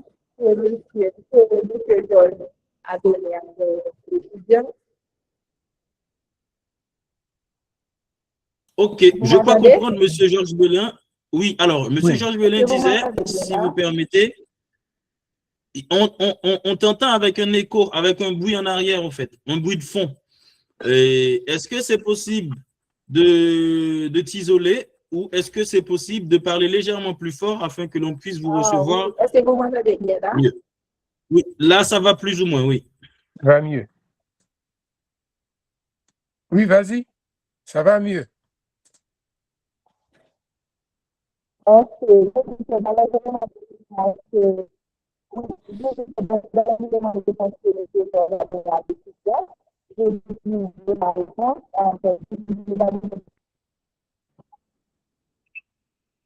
Alors, sauf erreur de ma part, M. Georges Belin, elle a dit, par rapport à votre réaction, en fait, et en rapport aux premières interventions, elle a pu trouver sa réponse. Mais on aimerait savoir, est-ce que votre question, dans votre question, il n'y a pas eu plusieurs volets ou est-ce que vous avez été entièrement satisfaite? Si c'est bien le cas, on te remercie et on passera à la deuxième personne qui a sollicité la parole. Et si vous avez si dans votre question, il y a eu un deuxième volet, tu as la parole. Sinon, on passera à Georges Paulin la parole. Oui, c'est tout à fait satisfait pour moi. Maintenant, je cède la place avec un autre étudiant parce que je suis d'accord avec la réponse que monsieur a apportée tout à l'heure. Et je me suis dit que je n'ai pas besoin de reposer la question, bien que j'allais poser ça dans d'autres mots, mais c'est compris pour moi. Merci bien. Merci. Je t'en prie. Georges Paulin, sans plus tarder, on enchaîne. Ah, Jean Paulin, pardon. Jean Paulin. Bonjour tout le monde. Bonjour Monsieur Georges. Bonjour Monsieur Joe. Bonjour. Ma question, voilà, si on respecte le thème, c'est on en parle de l'aspect social, les aspects socio-économiques, les opportunités pour Haïti. On parle de croisière. Voilà. Ma préoccupation était pas vraiment dans la privatisation du tourisme, mais plutôt dans la privatisation du tourisme de croisière. Parce qu'on parle en 2024 et 2025, selon mes recherches que j'ai entreprises, il y a une forme d'intensification et en 2024 et 2025 qui transforme la région dans un laboratoire d'îles privées. Voilà, les conséquences, moi je garde aussi les conséquences. On voit la captation de la valeur économique. Il y a un effet d'enclave parce que environ 80% des dépenses des passagers s'effectuent désormais au sein de l'écosystème de la compagnie. On parle d'excursions privées, boissons, boutiques et d'autres choses comme il y a une faiblesse des dépenses locales, une réaction fiscale et surtout quand on débat aussi de l'environnement, il y a une pression environnementale accrue, la destruction des barrières naturelles. Parce que la construction de terminaux privés entraîne la destruction de mangroves, on peut dire, et de récifs coralliens, tout ça. Il y a conséquences sociales et spatiales, accès aux côtes, la multiplication des concessions privées, restreint l'accès des résidents aux plages pour la pêche ou les loisirs. Mais ça a été, bon, mes recherches ont été basées sur la Jamaïque et aux Bahamas parce que je n'ai pas pu trouver des données vraiment spécifiques sur Haïti. Il y a la standardisation culturelle. Les destinations privées proposent une version aseptisée, vraiment aseptisée des Caraïbes, déconnecté de la réalité culturelle et historique, il faut en prendre en conséquence. Il y a la compétitivité forcée aussi. Les ports publics sont contraints de privatiser. Malheureusement, en Haïti, on n'a pas de port public. De privatiser leur gestion ou d'investir massivement pour ne pas perdre le trafic face aux destinations privées ultra-modernes. Voilà. Je voudrais mettre un exergue les conséquences parce que pour moi, on ne peut pas parler de la privatisation sans prendre en conception d'une révision de taxes. Parce que pour moi, la révision de taxes, il permet, parce que les d'autres États tels que le Mexique, avec Escale Caraïbes, comme Cozumel et Costa Maya, et puis il y a Obahamas, réforme majeure de 2024-2025, il y a une réforme aux Bahamas de 2024-2025, il y a une taxe de départ différenciée. Et maintenant, voilà, moi, je trouve que les États caribéens cherchent à briser l'effet d'enclave. Est-ce qu'il y a ça en Haïti? Parce que dans le renouvellement du contrat, est-ce qu'il y avait une révision de taxes? Parce que parler de privatisation du tourisme de croisière, c'est parler aussi d'enclave. Parce que vous l'avez dit vous-même que j'ai été, bon, pour être vraiment dans le sujet, je l'ai noté que même pour la consommation de la nourriture, ça ne se fait pas, ça se fait ailleurs, mais pas vraiment, ça ne se fait pas dans la population locale. Il n'y avait pas une forme de consommation de nourriture. Ça veut dire il y a une forme de revenu à 80% pour la compagnie. Mais est-ce qu'il y a pas moyen il y a une révision de taxes? Est-ce qu'il y avait une révision de taxes dans le nouveau contrat? Sinon, pourquoi? Et si oui, comment ça a été? Parce que OK, je n'ai pas pu trouver des OK, réponses. OK. Vous savez que dans le premier contrat Labadie, il y avait une taxe par passager qui était prévue. Cette taxe était de 6 $ par passager. Ces 6 $ devaient être distribués de manière assez inéquitable entre le Trésor public haïtien, qui recevait 2 $, le ministère du Tourisme pour son fonds de promotion, qui recevait également 2 $, et la région de Bande du Nord, dont dépend, et c'est la section communale où est située l'Abadie, qui recevait également qui devait recevoir également 2 $ pour son développement. Très bien. Lors de la négociation du nouveau contrat, où j'ai participé un peu, la taxe passait initialement de 6 $ à 10,25 $ et on avait établi également un mécanisme d'ajustement de cette taxe à la hausse en fonction du trafic qu'il y avait et que nous escomptions sur l'Abadie. Ça, c'est la première partie de ta question en ce qui concerne la fiscalité. Il était prévu également que, à partir du moment où le port s'ouvrait à de nouvelles lignes, la taxe serait applicable à ces nouvelles lignes également. C'est-à-dire que, indépendamment des frais maintenant de dockage, c'est-à-dire d'accostage, il y aurait toujours cette taxe de 10,25 $ ajustée qui serait appliquée pour chaque passager débarqué.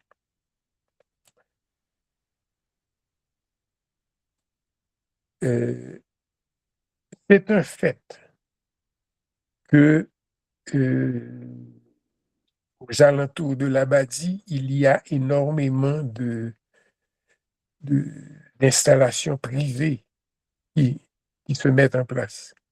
L'une d'entre elles, par exemple, si je considère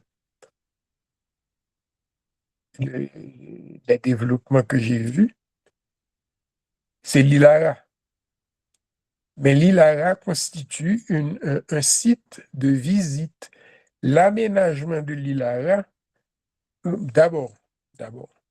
L'ILARA étant une île adjacente, est toujours assujettie à la Constitution haïtienne. Donc, il n'y a pas de cession de l'ILARA. Il y a un fermage de l'ILARA qui a été consenti à une famille haïtienne. Je ne me rappelle pas le nom, mais bon. Maintenant, cette famille ayant eu la concession de l'ILARA, pour avoir le montant, il faudrait peut-être vous adresser à la DGI Nord du Cap-Haïtien. Là, ils ont certainement, c'est eux qui collectent donc le droit de fermage, donc ils pourront vous donner les informations.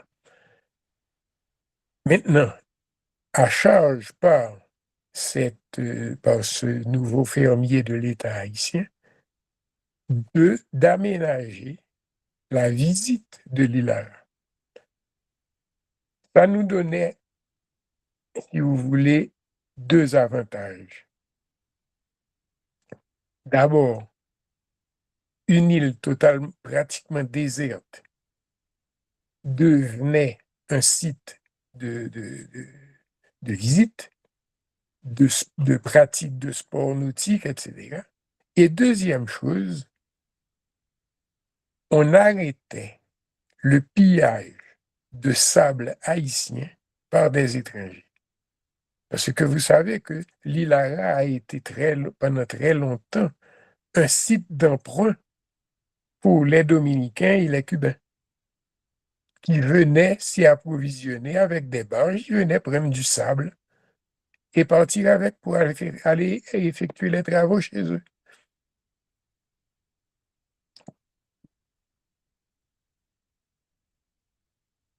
La préoccupation sur les enclaves, elle est totalement légitime. Elle est totalement légitime et elle ne pourra être adressée qu'à partir du moment où l'État prendra effectivement le contrôle du port à Labadie. Nous avons essayé, malheureusement, nous avons toujours essuyé là-dessus des échecs, mais nous avons essayé pour les nouveaux ports, et particulièrement la Grosse Caille et la Tortue, de pallier à cet enclavement. D'abord, dans les deux cas, les ports devaient être des ports ouverts, avec des mesures très strictes de contrôle et de protection de l'environnement. Le contrôle de l'État sur la gestion même des ports, écoutez, nous avons un code des investissements. Et le code des investissements interdit à l'État de s'ingérer dans la gestion interne de n'importe quel projet bénéficiant de ce code. Mais l'État a toujours la possibilité de mettre en place les normes de gestion. C'est-à-dire que, je vais être un petit peu trivial dans ce sens, mais la comptabilité telle qu'elle est pratiquée en Haïti répond aux lois haïtiennes. Ce n'est pas une comptabilité que n'importe quel individu peut mettre en place de sa propre volonté. Non, il doit répondre à des lois. Maintenant, la grosse question est, la loi existe. Il est dit que les lois en Haïti sont parmi les plus belles du monde. Pourquoi est-ce que nous sommes dans cet état? Et là, c'est la grosse question. La question est que ceux qui sont chargés de faire appliquer la loi, quelquefois, ne le font, enfin, je dis quelquefois pour être modeste, ne le font pas. En tout cas, si vous permettez, monsieur Bélin, je vois que vous avez pas mal de choses à dire, mais on a pratiquement 2 autres questions qui sont latentes et il nous reste environ 20 minutes. Donc, je vous laisse un peu. Je sais que vous avez pas mal de choses à dire, ça, je le sais. Pendant les quelques rares fois qu'on a eu à se croiser dans les recoins du ministère, je sais que vous avez pas mal de choses à dire et moi, j'en ai appris beaucoup de vous. Mais on va essayer, dans la mesure du possible, de garder le timing parce qu'il nous reste pratiquement une vingtaine de minutes. Il y a 2 questions après celle-là. Okay. J'espère que M. Paulin est, disons, à au moins 70% satisfait de ce que j'ai pu lui apporter comme réponse jusqu'à présent. Pour le reste, il va falloir qu'il fasse lui-même ses recherches. Sans problème. Merci beaucoup. Okay. Merci, Paulin. Et là, pour l'instant, on va passer... alors, bon, il y a Sarah Emmanuel Jean-Louis. Je ne sais pas si elle est toujours avec nous, mais Sarah Emmanuel Jean-Louis, on vous remercie de votre patience. Et maintenant, vous avez la parole. Merci beaucoup. Bonsoir tout le monde. Bonjour, Monsieur Georges. Alors, je dis bonjour. De l'autre côté, c'est encore... Oui, j'ai la même heure que vous. Eh bien, d'accord. Eh bien, oui. Permettez-moi de poser cette question et j'espère que trouver une réponse. Alors, connaissant les rapports que les États-Unis développent avec les pays sous-développés, je dis ça de préférence, les pays sous-développés et à travers leurs programmes, que ce soit d'aide humanitaire et de nouveaux moyens ou bien des stratégies qui, comme ils disent, pouvoir de nous aider, mais qu'on sait au fond que c'est surtout pour eux un moyen de contrôle, un moyen de dominer ou encore d'avoir le contrôle sur tout ce qui se passe chez nous. Est-ce que quand l'État choisit, est-ce qu'on a vraiment le choix d'accepter ou de refuser? Et aussi, je demande, est-ce réellement de notre part un manque de moyens ou c'est un manque de vision de notre côté? Est-ce qu'on a le choix de leur refuser leur programme d'aide, leur programme? Est-ce qu'on a vraiment le choix, ce choix? Et aussi, est-ce que de notre côté, c'est le moyen vraiment qu'on manque pour développer nos ressources? Est-ce qu'on en manque vraiment les moyens? Ou bien c'est surtout des visions qu'il n'y a pas? On ne sait pas si on doit faire ci ou si on doit faire cela par rapport aux hommes d'État que nous mettons pour nous diriger. Est-ce que le problème ne vient pas de là? Merci. Wow! Merci de ta question. Wow! Aussi complexe. C'est une question pluricéphale à plusieurs têtes.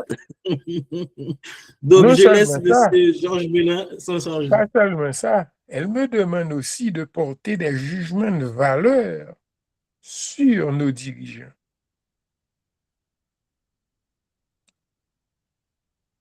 Le jugement que je peux porter n'est pas sur les dirigeants. Le jugement est à porter sur nous-mêmes.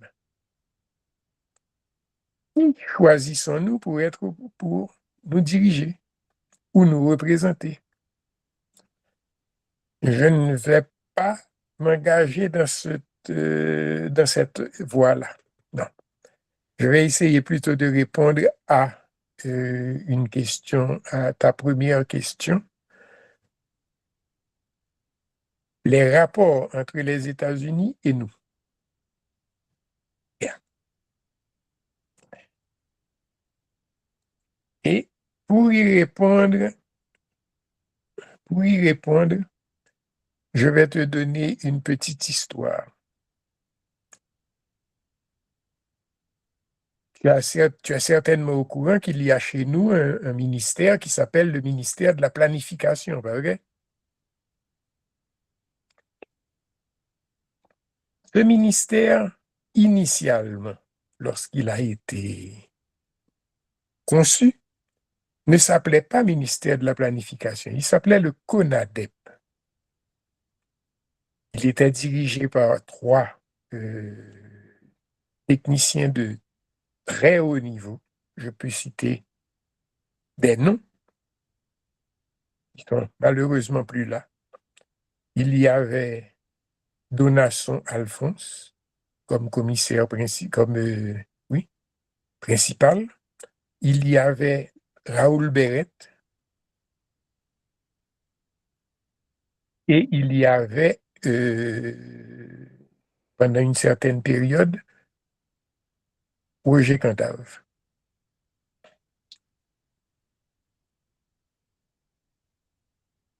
À un moment, au départ de Donasson Alphonse, on a pensé à poussé beaucoup par la Banque mondiale, on a pensé à transformer le CONADEP en ce qui a été d'abord la Secrétaire d'État du Plan. Et là,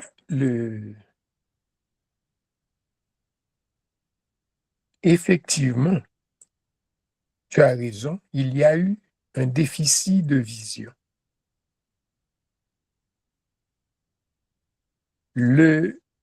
La banque a joué énormément sur l'orgueil, sur l'ambition individuelle de quelqu'un, de celui qui était devenu le dirigeant principal du CONADEP, qui a joué pied et main pour faire que le CONADEP devienne la Secrétaire d'État du Plan. Mais ceci pour une raison simple, pour une raison très simple. Je ne veux pas paraître flatteur pour mon ancienne maison, mais au CONADEP, on avait des techniciens qui avaient aussi, indépendamment de la technique, une colonne vertébrale. Et il n'était pas certain que la Banque mondiale, la Banque interaméricaine de développement ou les autres grands bailleurs de fonds tels que Exim Bank ou bien l'Union européenne n'existait pas encore à l'époque, mais les pays européens individuels qui nous aidaient puissent imposer leur vue. On discutait et quelquefois on refusait.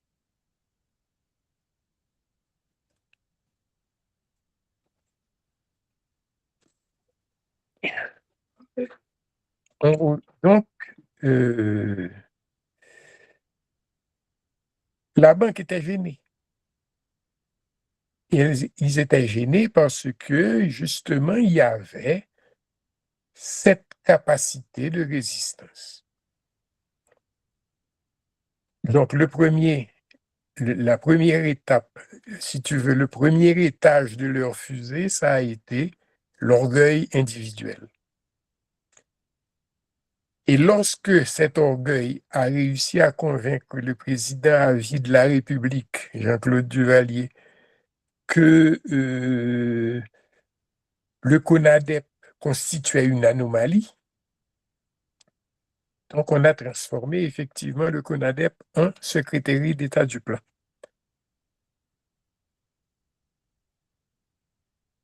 Ne pas oublier une chose, le CONADEP gérait une partie du budget, ce qu'on appelle maintenant le budget d'investissement de l'État.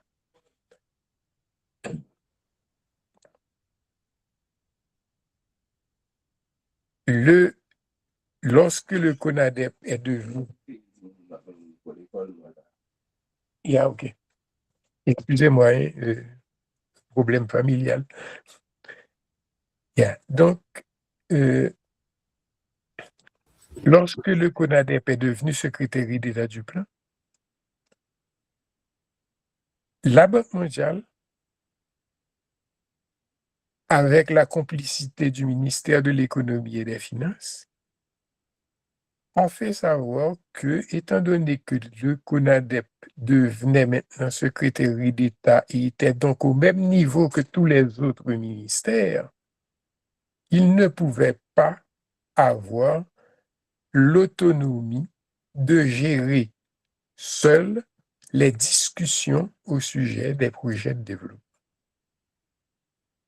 Et voilà comment nous sommes arrivés là où nous sommes maintenant, où chaque entité ministérielle négocie seule avec les bailleurs de fonds et où nous avons effectivement perdu le pouvoir sur l'investissement en Haïti, l'investissement public en Haïti. Ouais.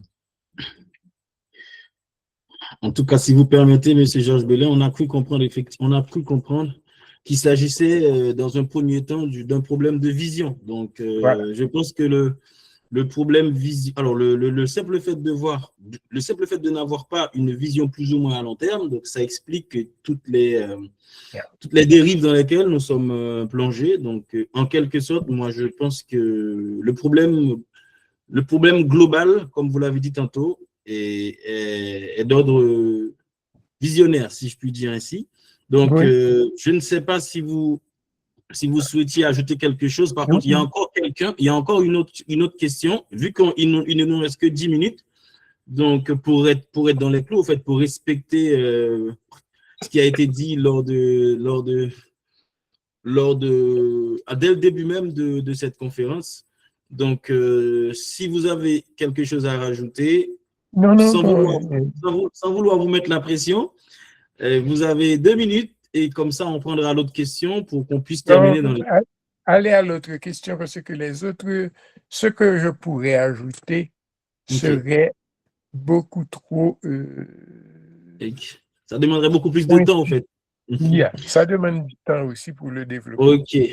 En fait, j'espère que l'étudiant en question a eu en quelque sorte pas mal d'éléments de réponse et qui pourraient l'aider à mieux comprendre les différents thèmes et concepts abordés par M. Georges Belin par rapport à cette question. Et là, maintenant, on cède la parole à la toute dernière participante qui répond au nom de Johanna Lafaye. Johanna Lafaye, tu as la parole. Merci beaucoup. Allô? Oui, bonsoir tout le monde.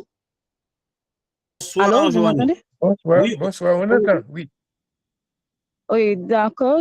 Déjà, je vous remercie, M. Georges, pour cette belle exposition. Ma question est la suivante. Mais avant tout, on sait déjà que l'Abadie est un site touristique à accès contrôlé. Il n'est pas entièrement ouvert à la population locale, mais il est intégré dans des sites touristiques organisés, notamment pour les croisiéristes. Et maintenant, ma question, c'est si un groupe d'étudiants joue le rôle d'un opérateur touristique et organise un circuit comprenant l'Abadie ainsi que la citadelle La Feria, et situé à Milo, près environ de 20 à 25 km, quels sont les principaux risques majeurs que nous pouvons à anticiper dans l'organisation de ces circuits? Merci. D'accord. OK. La première chose, ce que je peux vous suggérer, c'est de passer par le ministère du Tourisme pour toutes vos négociations avec Solano. Et avec, il y a un organe au Cap qui s'occupe du tourisme dans le Nord. Je ne me rappelle pas son nom exact, probablement Fernet doit l'avoir et il vous fera savoir. Donc, transitez par le ministère pour toutes vos négociations au sujet de l'établissement du circuit. Deuxième chose, maintenant, avec la Solano, il va falloir que vous établissiez exactement les normes selon lesquelles vous pouvez inclure l'Abadi dans votre circuit.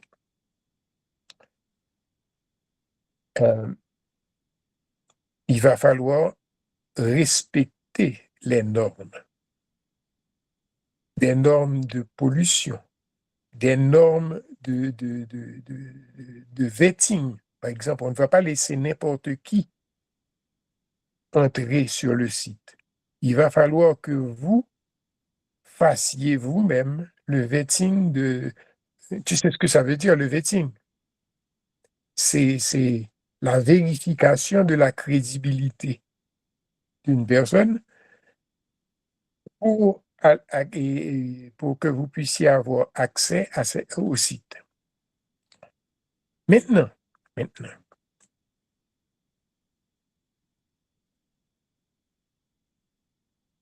n'oublie pas une chose.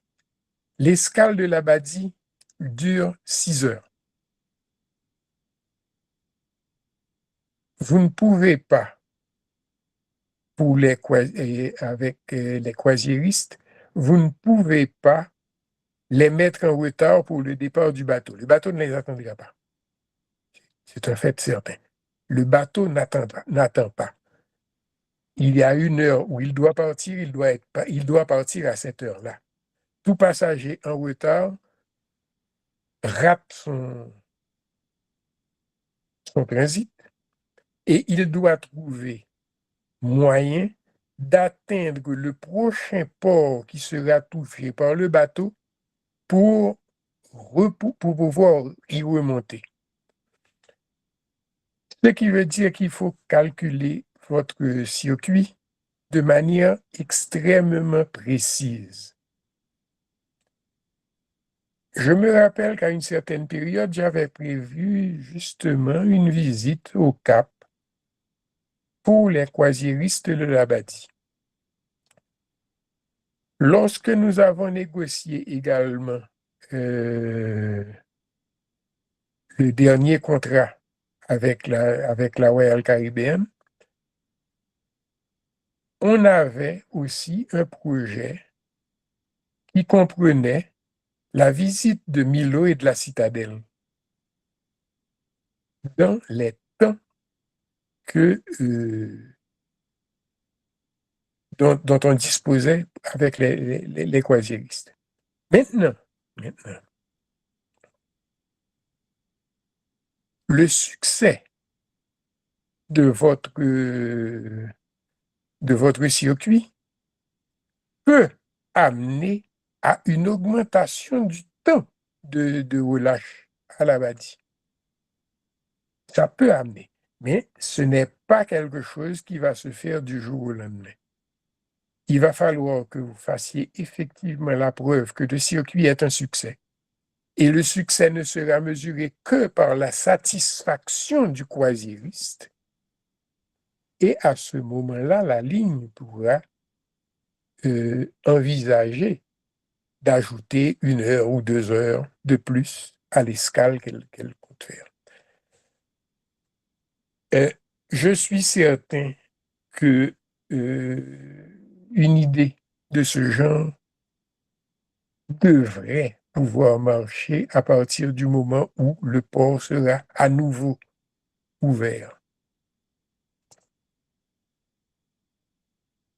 Et si c'est un projet que vous nourrissez vous-même, mademoiselle, c'est Sarah, pas vrai? Si c'est Johanna. C'est Johanna. Okay. Eh bien, Johanna, si c'est un projet que vous nourrissez, d'abord, je vous souhaite bonne chance, beaucoup de succès, et sachez que tant que je serai vivant, je serai là toujours prêt à vous appuyer. Oh. Tout cas, sur ces bonnes paroles, on remercie notre panéliste, Monsieur Belin, et on remercie aussi Topader qui a pris l'initiative pour proposer aux étudiants et aux étudiantes et étudiants cette conférence autour du terme croisière, la croisière, aspect socio-économique, les opportunités pour Haïti. On remercie particulièrement pour professeur Fernet Piou de nous avoir invités à prendre part activement de cette activité. Et je remercie aussi la participation, je dirais, active de toutes les étudiantes et étudiants. En gros, l'heure qui a été impartie pour cette activité a pratiquement touché à sa fin. Je ne sais pas si professeur Piou aimerait placer quelques mots ou s'il est disponible pour l'instant. Sinon, je laisse monsieur... Excusez-moi, monsieur. placer quelques Professeur mots. Dioro, professeur Oui. Dioro, Oui. je vois que Dépasse a encore une main levée. En fait, Et oui, j'ai Dépasse... encore peut-être 3-4 minutes. Ok. S'il a une question courte, on peut essayer d'y répondre. Alors, Départ, sauf erreur de ma part, tu t'es déjà manifesté. Si ce n'est pas une erreur, ben, monsieur Bélin vous accorde la possibilité de poser votre question dans la mesure où c'est une question qui ne nécessiterait pas beaucoup de temps, quoi. C'est ce que je pensais. Et elle s'est déjà exprimée. C'était peut-être une erreur de sa part. Monsieur Bélin, ben, on vous laisse clore. Et puis, monsieur Piou est de retour. Merci, Georges, j'étais toujours là. Donc, Okay. un gros merci à Georges et merci surtout à toi de t'être rendu disponible pour animer cette session avec Georges et les étudiants. Donc, pour nous, on voit que les étudiants sont quand même, ils sont pas restés sur leur faim. Donc, on va très certainement programmer au cours de la session prochaine une autre séance avec Georges pour pouvoir approfondir davantage cet aspect-là important pour le tourisme haïtien qui est la croisière. Donc, on dit merci à tout le monde, merci à Georges, merci à toi, Duro, merci à tous les étudiants. Donc, j'espère que cette session-là vous a été, elle a été enrichissante pour vous. Vous avez beaucoup appris et l'occasion vous sera encore donnée à l'occasion de la prochaine session, pas exclusivement sur la croisière, mais sur toutes les autres aspects qui concernent votre parcours à l'IRAISER, surtout au département patrimoine et tourisme. Donc, encore une fois, je vous dis merci. Et cette vidéo sera disponible sur la chaîne du Topader et elle vous sera accessible peut-être à partir de la semaine prochaine afin que vous puissiez retourner sur toute la masse d'informations que nous a apporté Georges afin que tout ceci qu'on participe à votre formation. Merci beaucoup et merci tout le monde et à la prochaine. Merci. C'était À la un plaisir. prochaine, merci. Et merci à toi, Fernet, de m'avoir permis d'essayer d'avoir des disciples qui défendent la croisière. D'accord. Merci, Georges. Merci tout le monde. C'était un plaisir, Georges. Merci, Georges. Merci, professeur Dio. Merci.